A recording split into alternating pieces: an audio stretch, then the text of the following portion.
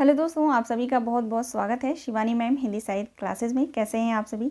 आशा करती हूँ आप लोग बहुत अच्छे हैं और अपने अपने एग्ज़ाम्स की तैयारी आप लोग बहुत अच्छे से कर रहे होंगे। तो जैसा कि आप सभी जानते हैं, हम पढ़ रहे हैं हिंदी साहित्य का इतिहास ग्रंथ, जिसके अंतर्गत जो है हमारा टॉपिक चल रहा है आधुनिक काल।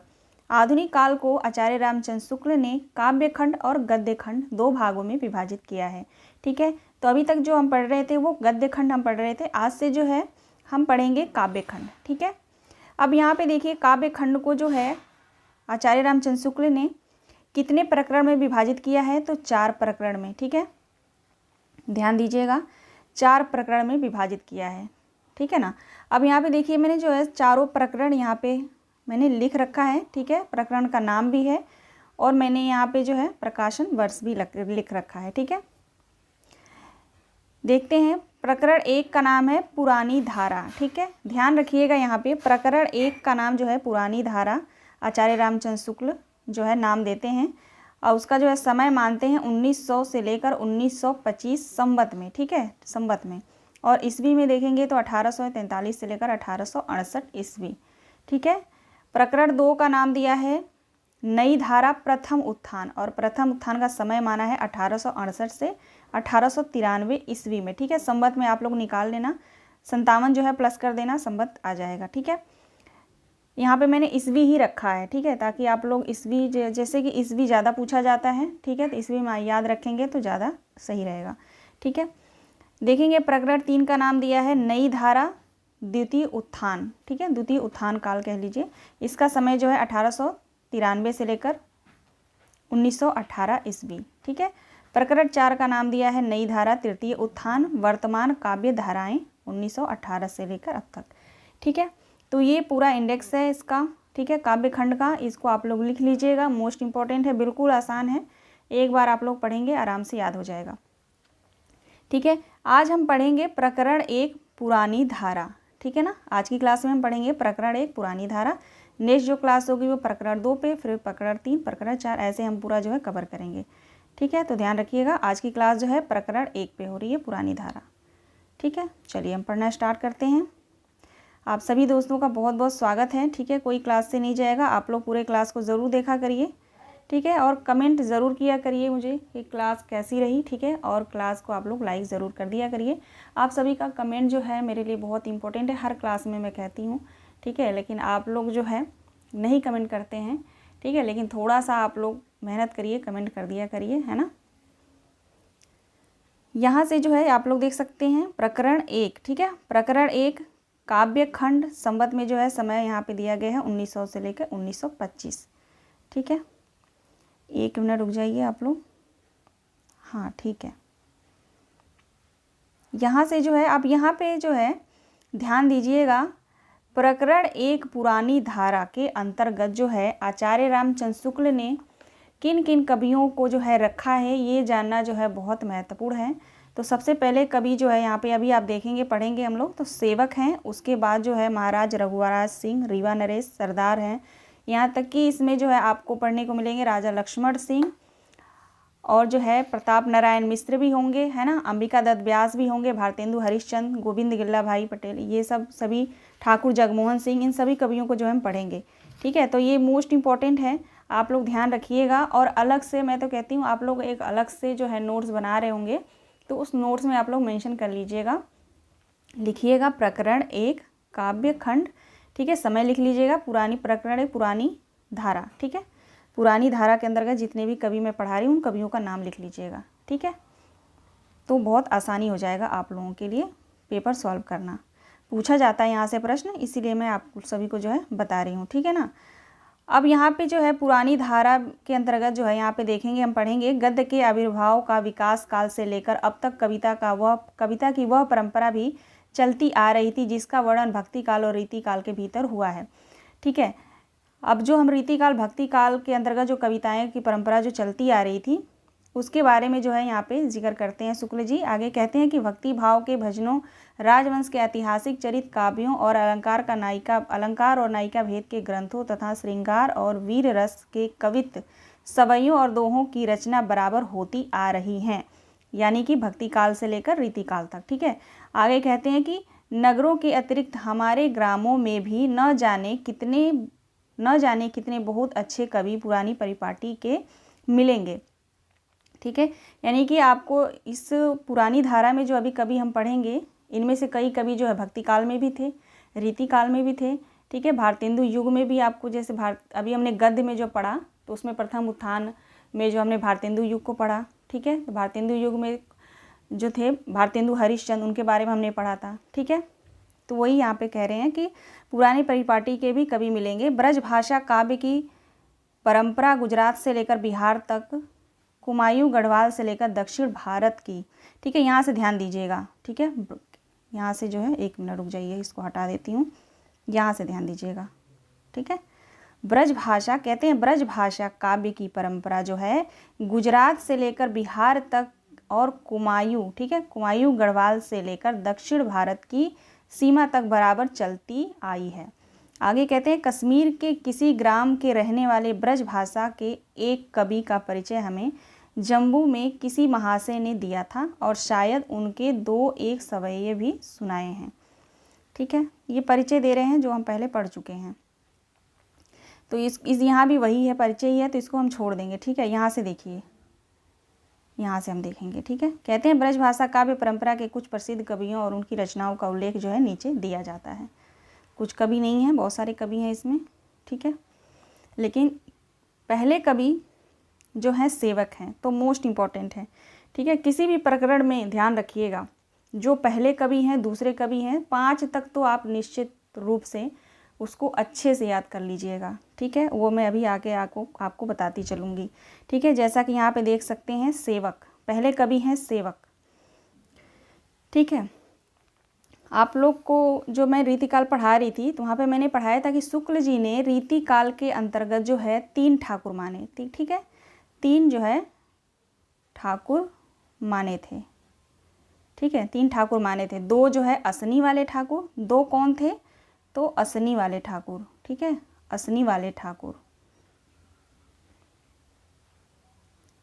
ठीक है, असनी वाले ठाकुर, और एक जो है बुंदेलखंडी ठाकुर थे। ठीक है, एक जो ठाकुर थे वो बुंदेलखंडी ठाकुर थे। ठीक है, बुंदेलखंडी ठाकुर। ठीक है, अब इनमें से जो 2 जो थे, ठीक है, 3 हो गए ना, 2 जो थे वो असनी वाले ठाकुर थे, एक जो थे वो बुंदेलखंडी ठाकुर थे। ठीक है, तो ये जो 2 थे ना, इन्हीं में से एक के जो है ये पौत्र थे, सेवक, जो सेवक कवि हैं। ठीक है, इन्हीं में से किसी एक के जो है पौत्र थे। ठीक है, जिनके बारे में अब हम पढ़ने जा रहे हैं। ठीक है, तो चलिए पढ़ते हैं। शुक्ल जी कहते हैं, ये असनी वाले ठाकुर कवि के पौत्र थे और काशी के रईस बाबू देवकी नंदन के प्रपौत्र बाबू हरिशंकर के आश्रय में रहते थे। ठीक है, तो इतना जानते रहिए, असनी वाले ठाकुर के जो है पौत्र थे, ये जो है मोस्ट इम्पॉर्टेंट है। और ज़्यादा है भी नहीं, तो मुझे नहीं लगता कि यहाँ से कुछ छोड़ना चाहिए। ठीक है, महत्वपूर्ण है। अब यहाँ पे देखेंगे, कहते हैं कि ये ब्रज भाषा के अच्छे कवि थे। ठीक है, ध्यान रखिएगा। इन्होंने वाग विलास इनकी रचना है। ठीक है, वाग विलास नाम का एक बड़ा ग्रंथ नायिका भेद बनाया। ठीक है, यानी ग्रंथ जो है ये वाग विलास नायिका भेद ग्रंथ है। ठीक है, इसके अतिरिक्त वरवा छंद, ठीक है, वरवा छंद में एक छोटा नक्सिक भी इनका है। नक्सिक भी इनका एक ग्रंथ है। ठीक है, देखो सब्जी वाले को भी आना था, है ना। आगे देखिए, आगे कहते हैं कि इनके सवैये सर्वसाधारण में प्रचलित हो गए थे। ठीक है, इनके जो सवैये थे वो जो है सर्वसाधारण, या सभी जगह जो है प्रचलित हो गए थे। अब यहाँ सवैया का कुछ जो पंक्ति दी गई है, कवि सेवक बूढ़े भये तो कहाँ पे हनोज हूँ, मौज मनोज की ही कुछ बूढ़े रस। हाँ, यहीं तक है ना, ये पंक्ति जो है यहीं तक है। आगे देखिए, आगे कहते हैं कि कुछ बूढ़े रसिक अब तक कहते सुने जाते हैं कि इनका जन्म जो है 1872 में और मृत्यु जो है 1938 में हुआ था। तो जन्म और मृत्यु भी याद रखिएगा। ठीक है, और जो भी इनके बारे में यहाँ पे हमने पढ़ा वो याद रखेंगे। वाग विलास इनकी रचना है। कैसी रचना है, एक बड़ा ग्रंथ है, नायिका भेद है। ठीक है, इनके जो है सवैया जो है बहुत प्रसिद्ध थे। अब दूसरे कवि हैं महाराज रघुराज सिंह रीवा नरेश। ठीक है, तो ये भी मोस्ट इम्पॉर्टेंट हो जाएंगे। ठीक है, तो इनके बारे में चलिए पढ़ते हैं। शुक्ल जी कहते हैं कि इनका जन्म संवत 1880 में और मृत्यु संवत 1936 में हुई थी। जन्म को याद रखिए। ठीक है, आगे कहते हैं कि इन्होंने भक्ति श्रृंगार के बहुत ग्रंथ रचे। ठीक है, महाराज रघुराज सिंह रीवा नरेश ने जो है भक्ति और श्रृंगार के बहुत से ग्रंथ इन्होंने रचा। ठीक है, इनका राम स्वयंवर, इनकी रचना है राम स्वयंवर, संवत 1926 है ना, 1926 में प्रकाशन वर्ष है राम स्वयंवर का, तो इसको अलग से लिख लीजिएगा। महाराज रघुराज सिंह रीवा नरेश लिखिए, उनके आगे लिखिए उनका ग्रंथ राम स्वयंवर। ठीक है, प्रकाशन वर्ष वहीं पे लिख लीजिए। ठीक है, नामक वर्णनात्मक प्रबंध काव्य बहुत ही प्रसिद्ध है। ठीक है, इनका जो है काव्य कैसा है, तो वर्णनात्मक प्रबंध काव्य। ठीक है, यानी राम स्वयंवर जो ग्रंथ है ये वर्णनात्मक प्रबंध काव्य है। ओके, ये आप ध्यान रखिएगा, ब्रैकेट में करके वहाँ पे लिख लेंगे। आगे कहते हैं जिसमें अनेक छंदों में सीता के विवाह का बहुत ही विस्तृत वर्णन है। यानी राम स्वयंवर जो ग्रंथ है इनका प्रबंध काव्य है, इसमें जो है इसकी विशेषता क्या है, तो इसमें जो है अनेक छंदों में सीता के विवाह का बहुत ही विस्तृत वर्णन किया गया है। ठीक है, वर्णों में इन्होंने बहुत ही वर्णों में इन्होंने वस्तुओं की गिनती, राजसी ठाट है ना, राजसी ठाट बाट, घोड़ों हाथियों के भेद आदि गिनने वाली प्रणाली का खूब जो है अवलंबन किया है। ठीक है, राम स्वयंवर के अतिरिक्त इनके अन्य और रचनाएं हैं, तो देखिएगा रुक्मणी परिणय है, आनंदा बुनिधि है और रामाष्टयाम है। ठीक है, रामाष्टयाम, ये 3 ग्रंथ और है। ठीक है, राम स्वयंवर के बाद। ठीक है, 3 ग्रंथों को भी याद रखिएगा। अब जो है तीसरे कवि हैं सरदार कवि। सरदार कवि के बारे में देखते हैं। ये काशी नरेश महाराज ईश्वरी प्रसाद नारायण सिंह के यहाँ आश्रित थे। इनका कविता काल जो है 1902 से संवत में, ठीक है, संवत 1902 से लेकर 1940 तक कहा जा सकता है, तो ये ध्यान रखिएगा पहली लाइन। ये बहुत ही सिद्धहस्त और साहित्य मर्मज्ञ कवि थे। इनकी रचनाएं देखिए, साहित्य सरसी, वाग्विलास। अब यहाँ पे ध्यान रखिएगा, वाग्विलास और किसकी रचना हमने पढ़ा अभी, सेवक का है ना, सेवक कवि का भी है वाग्विलास। ठीक है, ये ध्यान रखिएगा। अब यहाँ पे 2 रचनाएं आपको मिला ना, एक जैसा है ना, सरदार कवि का भी वाग्विलास है और सेवक कवि का भी वाग्विलास है, तो इसको अलग से लिख लेंगे आप लोग। ठीक है, आगे है षड ऋतु, हनुमंत भूषण, तुलसी भूषण, श्रृंगार संग्रह, राम रत्नाकर, साहित्य सुधाकर, रामलीला प्रकाश। ठीक है, ये सभी रचनाएं जो है सरदार कवि के हैं। मोस्ट इंपॉर्टेंट कवि हैं सरदार, पूछा जाता है इनसे प्रश्न। ठीक है, तुलसी भूषण तो मोस्ट इंपॉर्टेंट इनकी रचना है, और साहित्य सरसी भी मोस्ट इंपॉर्टेंट है, साहित्य सुधाकर भी मोस्ट इंपॉर्टेंट है। ठीक है, और हनुमंत भूषण, ये सभी रचनाएं जो है सरदार कवि के बहुत बहुत महत्वपूर्ण हैं। इनको आप लोग अलग से ज़रूर लिख लीजिएगा। ठीक है, इत्यादि कई मनोहर काव्य ग्रंथ इन्होंने रचे। इसके अतिरिक्त इन्होंने हिंदी के प्राचीन काव्यों पर बड़ी बड़ी टीकाएँ लिखी। कवि प्रिया, रसिक प्रिया, सूर के दृष्टिकूट और बिहारी सतसई पर जो है बहुत अच्छी टीकाएँ भी इनकी हैं। चौथे कवि हैं यहाँ पे बाबा रघुनाथ दास राम सनेही। ये जो है अयोध्या के साधु थे और अपने समय के बड़े भारी महात्मा माने जाते थे। ठीक है, संवत 1911 में इन्होंने विश्राम सागर नामक एक बड़ा ग्रंथ बनाया था। ठीक है, तो महत्वपूर्ण हो जाता है इनका विश्राम सागर ग्रंथ। ठीक है, बाबा रघुनाथ दास राम सनेही का है। ठीक है, बनाया, जिसमें अनेक पुराणों, ठीक है, अनेक पुराणों की कथाएं संक्षेप में दी गई हैं। भक्त भजन इस ग्रंथ का बड़ा आदर करते हैं। इनके बारे में इतना ही है, थोड़ा थोड़ा दिया गया है यहाँ पे। ठीक है, कवियों की संख्या इसमें ज़्यादा है, लेकिन थोड़ा थोड़ा इनके बारे में जो है डिटेल शुक्ल जी ने रखा है, तो आप लोग इसको याद रखिएगा, क्योंकि यहाँ से प्रश्न जो है बहुत अच्छे से प्रश्न आता है। ठीक है, 5वें कवि हैं ललित किशोरी। प्रीवियस ईयर क्वेश्चन आप लोग यूजीसी नेट का आप लोग पढ़िएगा, सॉल्व करिएगा। प्रश्न आपको जो है इन सभी कवियों से प्रश्न आपको मिलेगा, सभी कवि नहीं, लेकिन इनमें से जो है ज़्यादातर कवियों से जो है प्रश्न आपको मिलेंगे। ठीक है, पीजीटी का भी प्रीवियस ईयर क्वेश्चन आप लोग सॉल्व करिएगा। ठीक है, पीजीटी का भी टीजीटी का भी कहीं ना कहीं आपको ज़रूर देखने को मिलेगा प्रश्न। ठीक है, चलिए अगले 5वें कवि हैं ललित किशोरी। इनका नाम शाह कुंदन लाल था। अब पूछ सकता है कि इनमें से किस कवि का नाम जो है शाह कुंदन लाल था, तो ललित किशोरी। ये आपको किसी प्रैक्टिस सेट में नहीं मिलेगा, ठीक है, तो इसको लिख लेंगे। आगे कहते हैं ये लखनऊ के एक समृद्ध वैश्य घराने में उत्पन्न हुए थे। पीछे वृंदावन में जाकर ये विरक्त भक्त की भांति रहने लगे। इन्होंने भक्ति और प्रेम संबंधी बहुत से पद और गज़लें बनाई हैं। कविता काल संवत इनका जो है 1913 से लेकर 1930 तक समझना चाहिए। इनका कविता काल जो है 1913 से लेकर 1930 समझना चाहिए। वृंदावन का प्रसिद्ध शाह जी का मंदिर इन्हीं का बनवाया हुआ है, ठीक है, ध्यान रखिएगा। वृंदावन में जो मंदिर है शाह जी का मंदिर, वो ललित किशोरी ने ही बनाए थे, ठीक है। अब राजा लक्ष्मण सिंह, ठीक है, राजा लक्ष्मण सिंह, इनको हमने गद्य में भी पढ़ा था। ये हिंदी के गद्य प्रवर्तकों में हैं, ठीक है, मैंने जैसा कि बताया आप सभी को, हिंदी के गद्य प्रवर्तकों में हैं। इनका उल्लेख गद्य के विकास के प्रकरण में हो चुका है।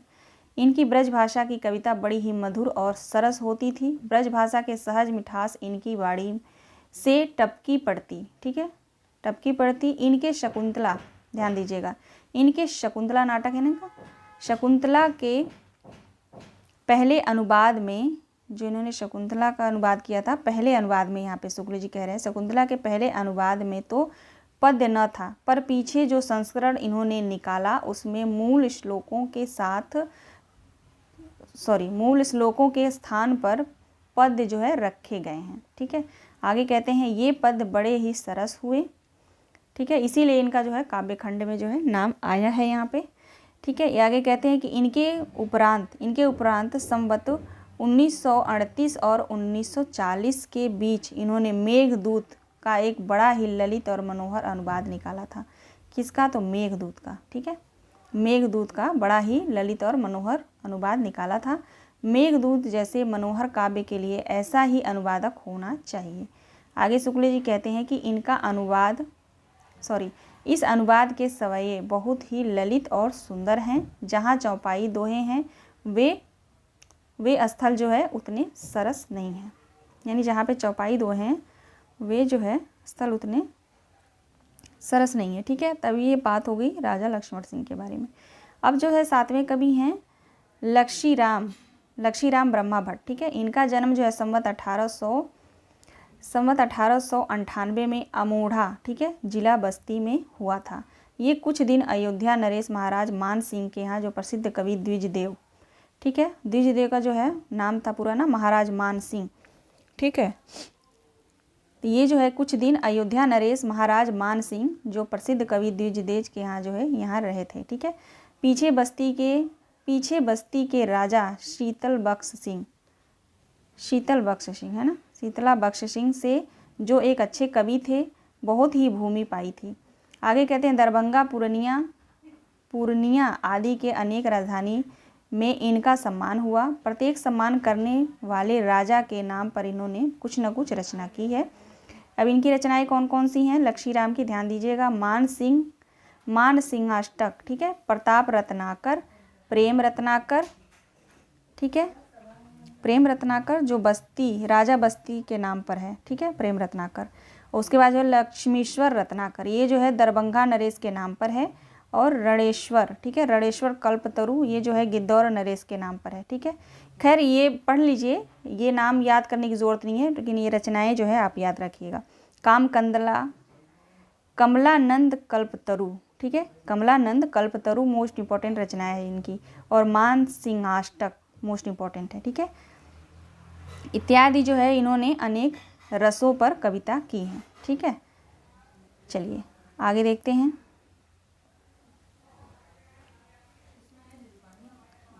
सातवें कवि हो गए लक्षीराम।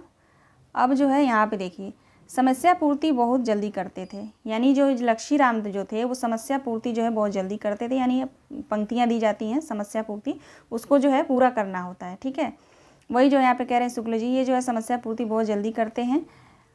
वर्तमान काल में ब्रज भाषा की पुरानी परिपाटी पर कविता करने वाले ये बहुत प्रसिद्ध कवि हुए। 8वें कवि हैं गोविंद गिल्ला भाई, मोस्ट इंपॉर्टेंट है गोविंद गिल्ला भाई, इनसे प्रश्न आते हैं भाई, ध्यान रखिएगा आप लोग, ठीक है। कहते हैं शुक्ल जी कोई समय था जब गुजरात के ब्रज भाषा की कविता का बहुत प्रचार था। अब भी इनका चलन वैष्णव में बहुत कुछ है। गोविंद गिल्ला भाई का यहाँ से ध्यान दीजिएगा। गोविंद गिल्ला भाई का जन्म जो है संवत 1905 में भावनगर रियासत के अंतर्गत जो है सिरोह नामक स्थान पर हुआ था। जन्म कहाँ पे हुआ था, किस स्थान पे हुआ था, ये भी ध्यान रखेंगे आप लोग, ठीक है, जो मोस्ट इम्पॉर्टेंट कवि हैं। इनके पास ब्रज भाषा के काव्यों का बड़ा अच्छा संग्रह था, ठीक है। गोविंद गिल्ला भाई के पास जो है ब्रज भाषा के काव्यों का बड़ा अच्छा संग्रह था। भूषण का एक बहुत शुद्ध संस्करण इन्होंने निकाला था, कवि भूषण का, ठीक है। कवि रीतिकाल के जो कवि हैं कवि भूषण, इनका जो है इन्होंने बहुत शुद्ध संस्करण इन्होंने निकाला था। इन्होंने बहुत सी काव्य की पुस्तकें भी लिखी, जिनमें से कुछ का नाम यहाँ पे दिया गया है। देखिए, नीति विनोद, श्रृंगार सरोजनी, षड ऋतु, पावस पयोनिधि, मोस्ट इंपॉर्टेंट है, ठीक है। समस्या पूर्ति प्रदीप किसकी रचना है, तो गोविंद गिल्ला भाई की है। वक्रोक्ति विनोद किसकी है, तो गिल्ला भाई की है। श्लेष चंद्रिका किसकी रचना है, तो गिल्ला भाई की है, मतलब गोविंद गिल्ला भाई की है ना। प्रारंभ पचासा किसकी रचना है, तो गोविंद गिल्ला भाई की है। प्रवीण सागर किसका है, तो गोविंद गिल्ला भाई की है। तो इसमें से आपको जो है मोस्ट इंपॉर्टेंट रचनाएं जो हैं आपको पावस पयोनिधि, समस्या पूर्ति प्रदीप और नीति विनोद और श्रृंगार सरोजनी, ये मोस्ट इंपॉर्टेंट रचनाएं हैं गोविंद गिल्ला भाई की। 9वें कवि हैं नवनीत चौबे। नवनीत चौबे को देखिए यहाँ पे आप लोग पढ़ लीजिएगा, मोस्ट इम्पॉर्टेंट नहीं है, ये इतना महत्वपूर्ण नहीं है, तो इसको आप लोग छोड़ ही दीजिए, ठीक है। लेकिन चलिए कोई बात नहीं, पढ़ लेते हैं ना। पुरानी परिपाटी के आधुनिक कवियों के चौबे जी बहुत ख्याति रही थी। ये मथुरा के रहने वाले थे। इनका जन्म जो है 1915 में हुआ और मृत्यु जो है 1989 में, ठीक है, 89 में हुई थी। यहाँ तक संक्षेप में उन कवियों का उल्लेख हुआ जिन्होंने केवल पुरानी परिपाटी की कविता की थी। शुक्ल जी कहते हैं कि यहाँ तक जो है उन कवियों का उल्लेख हुआ जो पुरानी परिपाटी के थे, ठीक है। इसके आगे अब उन लोगों का समय आता है, ठीक है। आगे कहते हैं कि इसके आगे जो है उन लोगों का समय आता है जिन्होंने एक ओर तो हिंदी साहित्य की नवीन गति के प्रवर्तन में योग दिया और दूसरी ओर पुरानी परिपाटी के कविता के साथ ही अपना संबंध बनाए रखे, ठीक है। यानी अभी तक जो पुरानी परिपाटी के जो कवि थे, अभी तक हमने जो कवि पढ़ा, सेवक, रघुनाथ, रीवा नरेश, है ना, सरदार कवि, बाबा रघुनाथ, राम सनेही, ललित, है ना, ये सारे कवि को हमने जब पढ़ा राजा लक्ष्मण सिंह, ठीक है। तो ये जो है पुरानी परिपाटी के कवि थे, इनको कह रहे हैं। अब कह रहे हैं कि अब जो है इनके आगे जो हम कवियों को जिनको पढ़ेंगे, ये जो है पुरानी परिपाटी को और नई हिंदी में जो रचनाएं हुई उनको दोनों को साथ लिए हुए चलते हैं, ठीक है। यहाँ पे देखिए कहते हैं कि साहित्य के नवीन गति के प्रवर्तन में योग दिया, दूसरी ओर पुरानी परिपाटी की कविता के साथ भी अपना पुराना संबंध इन्होंने बनाए रखा, ठीक है।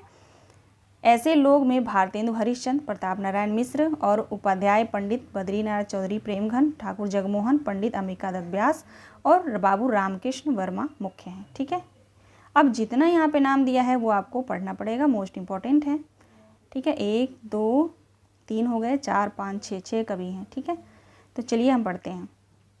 भारतेंदु हरिश्चंद्र, ठीक है, 10वें कवि हैं भारतेंदु हरिश्चंद्र।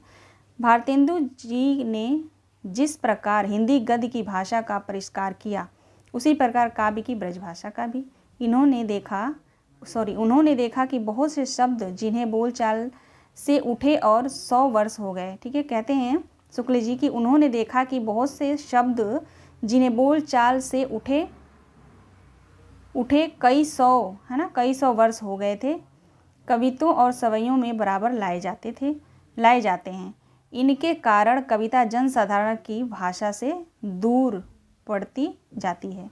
आगे कहते हैं बहुत से शब्द तो प्राकृत और अपभ्रंश काल की परंपरा के स्मारक के रूप में बने हुए हैं। चक्को, भुआल, ठायो, है ना, ये सब जो है शब्द दिए गए हैं। आदि के कारण बहुत से लोग ब्रजभाषा की कविता से किनारा खींचने लगे हैं, यानी समझ ही नहीं आता होगा, है ना। आगे कहते हैं कि दूसरा दोष जो है बढ़ते चढ़ते बहुत बुरी हद को पहुंच गया था। यह शब्दों के तोड़ मड़ोड़ और गढ़ंत के शब्दों का प्रयोग था, ठीक है। उन्होंने ऐसे शब्दों को भरसक अपनी कविता से दूर रखा और अपने रसीले सवैये में जहाँ तक हो सका बोलचाल की ब्रज भाषा का व्यवहार इन्होंने किया। और आगे कहते हैं इनके बारे में कि इसी से उनके जीवन काल में ही उनके सवैये चारों ओर सुनाई देने लगे, ठीक है। चलिए अब हम अंबिका दत्त व्यास को पढ़ते हैं, अंबिका दत्त व्यास को। ठीक है, समस्या पूर्ति के बारे में यहाँ पे जो है आचार्य रामचंद्र शुक्ल ने बताया है इनके लिए। भारतेंदु जी ने कवि समाज में स्थापित हो गए। ठीक है, भारतेंदु जी ने कवि समाज भी स्थापित किए थे। एक मिनट रुक जाइए। शुक्ल जी कहते हैं कि भारतेंदु जी ने जो है कवि समाज जो है एक संस्था स्थापित किया था इन्होंने, जिसमें समस्या पूर्ति बराबर हुआ करती थी। ठीक है, कवि समाज जो स्थापित किया था इन्होंने, उसमें जो है समस्या पूर्ति बराबर हुआ करती थी कवियों में, है ना। दूर दूर से जो है कवि लोग आकर उसमें सम्मिलित हुआ करते थे। पंडित अंबिका दत्त व्यास ने अपनी प्रतिभा पहल ऐसे कवि समाज के बीच समस्या पूर्ति करके दिखाया था।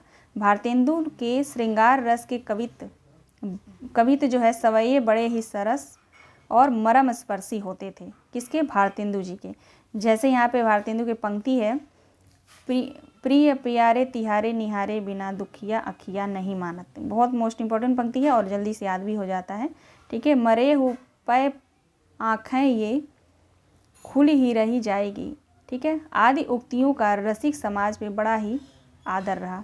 उनके श्रृंगार रस के कवित सवयों का संग्रह प्रेम माधुरी, ध्यान दीजिएगा, भारतेंदु हरिश्चंद्र के श्रृंगार रस और कवित सवयों का संग्रह जो है प्रेम माधुरी में आपको मिलेगा, शुक्ल जी कहते हैं। ठीक है, आगे कहते हैं कि कवित सवयों से बहुत अधिक भक्ति, ठीक है, बहुत अधिक भक्ति और श्रृंगार के पद और गाने उन्होंने बनाए, जो प्रेम फुलवारी, प्रेम मल्लिका, प्रेम प्रलाप आदि पुस्तकों में संग्रहित है। ठीक है, आगे कहते हैं कि उनकी अधिकतर कविता कृष्ण भक्त कवियों के अनुकरण पर रचे पदों के रूप में हैं। ठीक है, नाम दिया है अंबिका दत्त व्यास। ज़्यादातर बातें इन्होंने भारतेंदु जी की हैं। अब आते हैं प्रताप नारायण मिश्र पे। प्रताप नारायण मिश्र जी जो है समस्या पूर्ति और पुराने ढंग के श्रृंगारी कविता बहुत अच्छी करते थे। कानपुर के रसिक समाज में वे बड़े उत्साह और अपनी पूर्तियाँ सुनाया करते थे। कौन? प्रताप नारायण मिश्र। देखिए, पपीहा जब पूछे ही पीऊ कहाँ, ये पंक्ति किसकी है? प्रताप नारायण मिश्र की है। ठीक है, कि कैसी अच्छी पूर्ति उन्होंने की थी। अब यहाँ पे पूरी पंक्ति दी है। ठीक है, बन बैठी है मान की मूरत सी, मुख खोलत बोले ना ही ना हाँ। ठीक है, तुम ही मुनहार के हारी परे, सखियान की कौन चलाई तहाँ, बरसा है प्रताप जो धीरे धरो, अबलो मन को मुरझाई जहाँ, यह ब्यारी तबे बदले कछु, पपीहा जब पूछिए पीऊ कहाँ। ठीक है, तो ये समस्या पूर्ति है। तो ये आप लोग ध्यान रखिएगा, ये पंक्ति पूछी जाती है। अब हम आते हैं उपाध्याय बद्रीनारायण प्रेमघन। ठीक है, प्रेमघन भी इस प्रकार के पुराने कवि बद्रीनारायण चौधरी प्रेमघन भी जो है इस प्रकार की पुरानी कविता किया करते थे। चर्चा चलिबे की चलाइए ना को लेकर बनाया हुआ उनका यह अनुप्रासपूर्ण सवैया देखिए। ठीक है, बगियान वसंत वसेरो कियो बसिए तेहि त्याग तपाइए ना, दिन काम कतूहल के जो बने बिन काम कतूहल के जो बने, तीन बीच वियोग बुलाइए ना। ठीक है, अच्छा, समस्या पूर्ति जो पंक्ति होती है वो बहुत पढ़ने में भी अच्छा लगता है। ठीक है,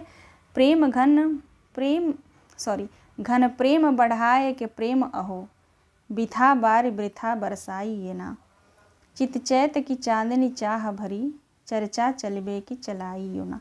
ठीक है, ये पंक्ति इतनी महत्वपूर्ण है। ठीक है, आप लोग तैयारी कर रहे हैं तो आप लोगों को पता ही होगा कितनी बार पूछा गया है। ठीक है, समस्या पूर्ति पंक्तियां हैं, बद्रीनारायण चौधरी प्रेमघन की ये पंक्ति है। ठीक है, तो ध्यान रखिएगा आप लोग। और शुक्ल की बुक में दी गई है तो मोस्ट इंपॉर्टेंट है, पूछा जा सकता है। ठीक है, आगे देखिएगा, चौधरी साहब ने भी सर्वसाधारण में प्रचलित कजली, होली आदि गाने की चीज़ें बहुत बनाई। ठीक है, कजली कादम्बनी में उनकी बनाई कजलियों का संग्रह मिलता है। 14वें कवि हैं ठाकुर जगमोहन। ठीक है, ठाकुर साहब के सवये भी बहुत सरस होते थे। उनके श्रृंगारी कवित सवयों का संग्रह कई पुस्तकों में है। ठाकुर साहब के कवित सवयों में मेघदूत, ठीक है, मेघदूत का भी बहुत सरल अनुवाद किया है। उनकी श्रृंगारी कविता श्यामा, ठीक है, श्यामा से ही संबंध रखती है। और प्रेम संपत्ति लता ठाकुर जगमोहन की रचना है। ठीक है, श्यामलता और श्यामा सरोजनी ठीक है। प्रकाशन वर्ष यहाँ पे संवत में दिया गया है, आप लोग देख लीजिएगा। प्रेम संपत्ति लता का जो है 1885 है, ठीक है। और श्यामा सरोजिनी का है संवत में 1886 संवत में है, ठीक है। प्रेम संपत्ति लता में जो सवैया है वो यहाँ पे दिया गया है, ये आप लोग पढ़ लीजिएगा, लिख लीजिएगा। ओके, अब देखिए यहाँ पे 15 और 18 कवि यहाँ पे जो दिया गया है ना, पंडित अंबिका दत्त व्यास और बाबू रामकृष्ण वर्मा बलबीर, दोनों का एक साथ दिया गया है, ठीक है। के उत्साह से पंडित अंबिका दत्त व्यास और बाबू रामकृष्ण वर्मा बलबीर के उत्साह से ही काशी कवि समाज जो है चलता रहा, ठीक है। किसके उत्साह थे? तो उत्साह से तो अंबिका दत्त व्यास और बाबू रामकृष्ण वर्मा के उत्साह से जो है काशी कवि समाज जो है चलता रहा। उसमें दूर दूर के कविजन कभी कभी आया जाया करते थे। समस्या कभी कभी बहुत टेढ़ी हो जाती थी, जैसे सूरज देख ही सके नहीं रघु, मोम के मंदिर माखन के मुँह बैठे हुतासन आसन मारे। उक्त दोनों समस्याओं की पूर्ति व्यास जी ने बड़े विलक्षण से की थी। उक्त समाज की ओर से ही शायद समस्या पूर्ति प्रकाश निकला था, जिसमें व्यास जी और बलबीर यानी ये दोनों लोग, ठीक है, बलबीर रामकृष्ण वर्मा, ठीक है, की बहुत सी पूर्तियां हैं। व्यास जी का बिहारी बिहार, ठीक है, बिहारी के सब दोहों का जो दोहों पर जो कुंडलियाँ लिखा गया है। बिहारी बिहार जो रचना है इसमें जो है बिहारी के सब दोहों पर कुंडलियाँ हैं, ठीक है, बहुत बड़ा ग्रंथ है। आगे देखिए, जिसमें उन्होंने बिहारी के दोहों का भाव बड़ी मार्मिकता से पल्लवित किया है। डुमराव निवासी नक्छेदी तिवारी, ठीक है, इसको छोड़ दीजिए, महत्वपूर्ण नहीं है इतना, ठीक है। अब अभी तक यहाँ तक जितना हमने पढ़ा वो मोस्ट इम्पोर्टेंट था, ध्यान रखिएगा। अगले कवि हैं लाला सीताराम, ठीक है। लाला सीताराम जो है पुरानी धारा के भीतर लाला सीताराम बीए के पद्यानुवादों को भी लेना चाहिए। ये कविता में अपना भूप उपनाम रखते हैं, तो ध्यान रखिएगा। लाला सीताराम जो है कविता में अपना नाम जो है किस नाम से कविता लिखते हैं? तो भूप उपनाम से, ठीक है। रघुवंश का अनुवाद इन्होंने दोहा चौपाइयों और मेघदूत का जो है घनाक्षरी में किया है, ठीक है। तो लाला सीताराम ने जो है रघुवंश का अनुवाद दोहा चौपाई में किया है और मेघदूत रचना का अनुवाद इन्होंने धनाक्षरी में किया है, ठीक है। अगले कवि हैं अयोध्या सिंह उपाध्याय हरिऔध, ठीक है। हरिऔध जो है, यद्यपि हरिऔध जी इस समय खड़ी बोली और आधुनिक विषयों के ही कवि प्रसिद्ध हैं, पर प्रारंभ काल में ये भी पुराने ढंग के श्रृंगारी कविता बहुत सुंदर और सरस करते थे। इनके निवास स्थान निजामाबाद में सिख संप्रदाय के महंत बाबा सुमेर सिंह जी हिंदी काव्य के बड़े प्रेमी थे, ठीक है। इनके यहाँ प्रायः जो है कवि समाज एकत्र हुआ करता था, ठीक। आगे कहते हैं कि जिसमें उपाध्याय जी भी अपनी पूर्तियाँ पढ़ा करते थे, जिसका हरिऔध उपनाम उसी समय का है। इनका जो हरिऔध उपनाम है उसी समय का है, ठीक है। उनकी पुराने ढंग की कविताएं रस कलश में संग्रहित हैं, ठीक है। अयोध्या सिंह उपाध्याय की जो पुरानी ढंग की कविताएं हैं वो रस कलश में संग्रहित हैं, जिसमें इन्होंने नायिकाओं के कुछ नए ढंग के भेद रखने का प्रयत्न किया है। ये भेद रस सिद्धांत के अनुसार ठीक नहीं उतरते। अगले कवि हैं पंडित श्रीधर पाठक, ठीक है। श्रीधर पाठक मोस्ट इम्पॉर्टेंट, ठीक है। पाठक जी का संबंध भी लोग खड़ी बोली के साथ ही अक्सर बताया करते थे, ठीक है। खड़ी बोली के साथ भी इनका नाम आता है पाठक का, श्रीधर पाठक जी का। पर खड़ी बोली की कविताओं की अपेक्षा पाठक जी की ब्रज भाषा की कविताएं ही अधिक सरस और हृदय ग्राहणी और उनकी मधुर स्मृति को चिरकाल तक बनाए रखने वाली है, ठीक है। यानी खड़ी बोली ना होकर शुक्ल जी कहते हैं इनकी जो है कविताएं जो है अधिक जो है ब्रज भाषा में थी, सरस और हृदय ग्राहणी, ठीक है। आगे कहते हैं कि यद्यपि उन्होंने समस्या पूर्ति नहीं की, नायिका भेद के उदाहरण के रूप में कविता नहीं की, पर जैसे मधुर और रस भरी ब्रज भाषा उनके जो है ऋतु संहार के अनुवाद में है, ठीक है। ऋतु संहार किसकी रचना है? श्रीधर पाठक की। वैसी पुरानी कवियों में किसी किसी की ही मिलती है, ठीक है। उनके सवैये में हम ब्रज भाषा का जीता जागता रूप पाते हैं। वर्षा ऋतु वर्णन का जो है सवैया यहाँ पे लीजिए। अब यहाँ पे वर्षा ऋतु वर्णन का जो है यहाँ सवैया दिया गया है, तो आप लोग पढ़ लीजिएगा इसको, ठीक है। 1 मिनट रुकिए, मैं पानी पी लूँ।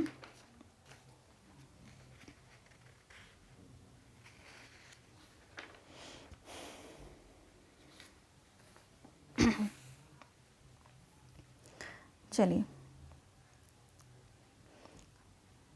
देखेंगे बाबा जगन्नाथ दास रत्नाकर। बाबा जगन्नाथ दास रत्नाकर को देखेंगे। ये जो है ब्रज भाषा की पुरानी परिपाटी के कवियों में रत्नाकर जी का स्थान बहुत ऊंचा माना जाता है, ठीक है। ब्रज भाषा की पुरानी परिपाटी के कवियों में जो है इनका नाम रत्नाकर जी के स्थान का जो है बहुत ऊंचा माना जाता है, ठीक है। इनका जन्म काशी के भाद्रपद शुक्ल 6 संवत 1923 और मृत्यु जो है आषाढ़ कृष्ण पक्ष में जो है हुआ था 1989 में, ठीक है। 1989 हरिद्वार में, ठीक है ना। इनकी मृत्यु जो है हरिद्वार में हुई थी। आगे कहते हैं भारतेंदु के पीछे संवत 1946 से ही ये ब्रज भाषा में जो है कविता करने लगे थे, ठीक है। ब्रज भाषा में जो है कविता करते थे कौन? बाबा जगन्नाथ दास रत्नाकर। हिंडोला, इनकी रचना हिंडोला आदि की पुस्तकें इनकी बहुत पहले निकली थी। काव्य संबंधी एक पत्रिका भी इन्होंने कुछ दिनों तक निकाली थी। इनकी कविता बड़े बड़े पुराने कवियों के टक्कर में होती थी। इनकी जो कविता वो बहुत जो पुराने कवि थे उनके टक्कर में होती थी। पुराने कवियों में भी इनकी सी सूझ और उक्ति वैचित्र बहुत कम देखने को मिलता था या कम देखा जाता था, ठीक है। भाषा भी पुराने कवियों की भाषा से चुस्त और गठी हुई होती थी। ये साहित्य तथा ब्रज भाषा काव्य के बहुत ही मर्मज्ञ माने जाते हैं, मर्मज्ञ कवि माने जाते हैं, ठीक है। इन्होंने हरिश्चंद्र, गंगावतरण और उद्धव शतक नामक ये 3 बहुत ही सुंदर प्रबंध काव्य लिखे हैं। मोस्ट इम्पॉर्टेंट है, ठीक है, ध्यान रखिएगा। इन्होंने जो है हरिश्चंद्र किसकी रचना है? तो रत्नाकर की, ठीक है। और गंगावतरण जो कई बार पूछा गया है, और उद्धव शतक, ठीक है, उद्धव शतक। ये तीनों रचनाएं जो इनके प्रबंध काव्य हैं, ठीक है। अंग्रेज कवि पोप के समालोचना संबंधी प्रसिद्ध काव्य जो है इन्हें ऑन क्रिटिसिज्म है ना, इन्हें ऑन क्रिटिसिज्म का जो है इन्होंने रोला छंद में अच्छा अनुवाद किया था, ठीक है। फुटकल रचनाएं तो इनकी बहुत अधिक है, ये लाइन ध्यान रखिएगा। फुटकल रचनाएं तो इनकी बहुत अधिक हैं। श्रृंगार और वीर दोनों की इनकी रचनाओं का बहुत ही बड़ा संग्रह जो है रत्नाकर के नाम से नागरी प्रचारणी सभा द्वारा प्रकाशित हो चुका है। अब बात करते हैं गंगा अवतरण में गंगा के आकाश से उतरने और शिव के उन्होंने संभालने के लिए संबंध होने का वर्णन बहुत ही ओजपूर्ण किया है, ठीक है। उद्धव शतक की मार्मिकता और रचना कौशल भी अद्वितीय है। यहाँ पे जो है नीचे उसकी कुछ पंक्ति दी गई है, ठीक है। अगले जो कवि हैं राय देवी पूर्ण, मोस्ट इम्पॉर्टेंट कवि हैं ये भी, ठीक है। कहते हैं कि कानपुर के पूर्ण जी की कविता भी ब्रज भाषा के पुराने कवियों का स्मरण दिलाने वाली होती है। जब तक ये कानपुर में रहे तब तक कविता की चर्चा बड़ी धूम से होती रही। वहाँ के रसिक समाज, ठीक है, वहाँ के रसिक समाज कहाँ के? कानपुर के, ठीक है। रसिक समाज में पुरानी परिपाटी के कवियों की बड़ी चहल पहल रहा करती थी। पूर्ण जी ने कुछ दिनों तक रसिक वाटिका, ठीक है, रसिक वाटिका नाम की एक पत्रिका भी चलाई थी, ठीक है, ध्यान रखिएगा। रसिक वाटिका नाम की पत्रिका किसने चलाई थी? तो राय देवी पूर्ण, ठीक है, जिसमें समस्या पूर्ति और पुराने ढंग की कविताएं छपा करती थी। रसिक वाटिका में समस्या पूर्ति के पुराने ढंग की कविताएं छपती थी। आगे कहते हैं शुक्ल जी की खेद है कि केवल 47 वर्ष की अवस्था में ही संवत 1977 में ही इनका देहांत हो गया। इनकी रचना कैसी सरस होती थी और ललित पदावली पर इनका कैसा अच्छा अधिकार था, इसका जो है अनुमान इनके धराधर धावन, ठीक है, धराधर धावन की जो रचना है राय देवी पूर्ण की, है ना, उस जो मेघदूत का अनुवाद है, मेघदूत का अनुवाद जो है धराधर धावन है, ठीक है, से उद्धृत इस पद से हो सकता है। अब ये पद दिए गए हैं यहाँ पे, ठीक है। नवकलित केसर वलित हरित सुपित नीर निहार कै करि असन दल कंद नील जो कलिया ही प्रथम प्रचार पे, ये पंक्ति है धराधर धावन से है, ठीक है। अब जो कवि हैं वो हैं वियोगी हरि। वियोगी हरि जो है ब्रजभूमि, ब्रजभाषा और ब्रजपति के वे अनन्य उपासक हैं। मोस्ट इंपॉर्टेंट कवि हैं, इनके बारे में देखिए कैसे लिखते हैं ये शुक्ल जी। वियोगी हरि जो है ब्रजभूमि, ब्रजभाषा और ब्रजपति के वे अनन्य उपासक हैं। ऐसे प्रेमी रसिक जीव इस रूखे ज़माने में कम दिखाई पड़ते हैं। ठीक है, रूखे ज़माने में। उन्होंने अधिकतर पुराने कृष्ण भक्त कवियों की पद्धति पर बहुत से रसीले और भावपूर्ण पदों की रचना की है, जिन्हें सुनकर आजकल के रसिक भक्त भी बलिहारी हैं। ठीक है, आगे कहते हैं बिना कहे कहीं रह सकते इनकी इस प्रकार की रचनाएं जो है प्रेम शतक, प्रेम पथिक, प्रेमांजलि आदि में मिलेंगी। ठीक है, 3 रचनाएं इनके प्रेम शतक, प्रेम पथिक, प्रेमांजलि। आगे कहते हैं छतरपुर के प्रयाग आने पर राजनीतिक आंदोलन की भी कुछ हवा इन्हें लगी थी। ठीक है, तो ये छोड़ दीजिए, यहाँ पे इतने महत्वपूर्ण नहीं है ये। ठीक है, ये कभी हम पढ़ते हैं श्री दुलारे लाल भार्गव। ठीक है, श्री दुलारे लाल भार्गव जो है कविवर बिहारी लाल की परंपरा में वर्तमान प्रतिनिधि श्री भार्गव के दोहों की बारीकी साहित्य क्षेत्र में अपना कमाल खड़ी बोली के, ठीक है, खड़ी बोली के इस जमाने में भी दिखाई पड़ती है। यहाँ से देखिएगा। ठीक है, बिहारी की प्रतिभा जिस ढांचे की थी उसी ढांचे की दुलारे लाल जी की भी थी। ठीक है, कहते हैं कि बिहारी की प्रतिभा जिस ढांचे की थी उसी ढांचे में जो है बिहारी लाल की रचनाएं थी। ठीक है, आगे कहते हैं इसमें संदेह नहीं कि एक एक दोहे में सफाई, ठीक है, एक एक दोहे में सफाई के साथ रस के स्निग्ध व चित्त के चमत्कृत कर देने वाली प्रचुर सामग्री भरने का गुण इनमें भी है। ठीक है, कुछ दोहों में कहते हैं कि कुछ दोहों में देशभक्ति, अछूतोद्धार, राष्ट्रीय आंदोलन इत्यादि की भावना जो है अनूठेपन के साथ समावेश करके इन्होंने पुराने सांचे में नया मसाला ढालने की अच्छी कला दिखाई है। आधुनिक काव्य क्षेत्र में दुलारे लाल जी ने ब्रजभाषा काव्य चमत्कार पद्धति का एक प्रकार पुनरुत्थान जो है किया है। इनकी जो है यहाँ पे देखिए, यहाँ पे कुछ मोस्ट इम्पॉर्टेंट नहीं है तो मैंने जो है हाईलाइट नहीं किया है, लेकिन इनकी एक रचना है दुलारे दोहावली पर इन्होंने जो है टीकामण राज्य की ओर से 2000 का इन्होंने जो है देव पुरस्कार मिला था। ठीक है, तो ये लाइन लास्ट का ध्यान रखिएगा। ठीक है ना।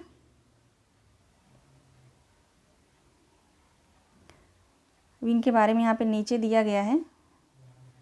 ठीक है, आधुनिक विषयों को लेकर कविता करने वाले कई कवि स्वर्गीय नाथूराम शंकर शर्मा, लाला भगवान दीन पुरानी परिपाटी की बड़ी सुंदर कविता करते थे ये दोनों लोग। ठीक है, पंडित गया प्रसाद जी शुक्ल स्नेही के प्रभाव से कानपुर में ब्रजभाषा काव्य के मधुर स्रोत अभी बराबर वैसे ही चल रही है। ठीक है, चल रहे हैं जैसे पूर्ण जी के समय चलते थे। ठीक है, आगे कहते हैं यानी राय देवीपुर। ठीक है, राय देवीपुर कानपुर में ही तो थे ना, कानपुर में जन्म हुआ था। आगे कहते हैं नई पुरानी दोनों परिपाटी के कवियों का कानपुर अच्छा केंद्र है। ब्रजभाषा काव्य परंपरा किस प्रकार जीती जागती चल रही है यह हमारे वर्तमान कवि सम्मेलनों में देखा जा सकता है। ठीक है, यहीं पे क्लास समाप्त हुई। आप सभी दोस्तों का बहुत बहुत धन्यवाद क्लास में आप लोग बने रहने के लिए। ठीक है, क्लास को आप लोग लाइक कर दीजिएगा, कमेंट जरूर करिएगा कि मैम क्लास कैसी रही, क्योंकि ये शुक्ल की पुस्तक जो है बहुत ही महत्वपूर्ण है। ठीक है, ये आप लोगों को पढ़ना चाहिए। ठीक है, जो पहले से तैयारी करते आ रहे हैं उनका तो अच्छे से रिवीजन हो रहा होगा। जो न्यू स्टूडेंट हैं वो मुझे लगता है कि पहली बार आप पढ़ रहे हैं अगर तो समझ में नहीं आएगा। ठीक है ना, लेकिन मुझे पूरा यकीन है कि मेहनत से साथ आप एक एक वर्ड को अच्छे से पढ़ेंगे मेरे साथ तो ज़रूर समझ में आएगा। ऐसा कुछ नहीं है, कहने की बात है कि क्लिष्ट शब्द है। ठीक है, ऐसा तो है नहीं कि पूरा नहीं समझ में आता, कुछ तो आपको समझ में आएगा ही आएगा। ठीक है, लेकिन आपको ध्यान से पढ़ना पड़ेगा, ऐसे नहीं कि ऊपर ऊपर ऐसे पढ़ते गए, नहीं ऐसे नहीं। ठीक है ना, तो चलिए मिलते हैं नेक्स्ट वीडियो में। आप सभी दोस्त जो है स्वस्थ रहिए और अपने अपने एग्ज़ाम्स की तैयारी आप लोग करते रहिए। ठीक है।